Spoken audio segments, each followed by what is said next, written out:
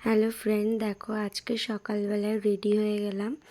যে হঠাৎ করেই প্রোগ্রামটা হলো যে একটু চাকলা যাব পুজো দিতে।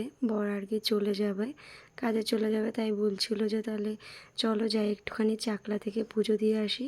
তাই রেডি হয়ে নিলাম। তা আমাকে কেমন লাগছে বলো এই শাড়িটা পরে? এই যে স্কুটিতে করেই বেরিয়ে গেছি আমরা সবাই। আমরা 3জন ছিলাম, প্লাস আমার 2 বোন ছিল আর বোনের এক ছেলে ছিল। আমরা সবাই স্কুটিতে করেই চলে গেলাম। পৌঁছে গেলাম, এই তো পুজো হচ্ছে, দেখলাম পুজো শুরু হয়ে গেছে। তা আমরা আবার পুজোর ডালা নিয়ে চলে এসেছি। এখানে পুজো হচ্ছিল, তা আমরাও পুজোটা দিয়ে নিলাম।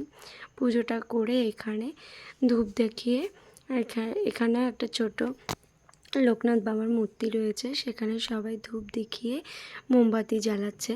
তা আমিও ধূপটা দেখিয়ে নিজের প্রার্থনা সব কিছু বলে নিলাম। এখানে নিয়ে তারপরে গিয়ে আমিও আবার ধূপটা লাগিয়ে দেবো। ওখানে এই ধূপটা লাগিয়ে দিলাম, সাথে মোমবাতিটাও লাগিয়ে দেবো।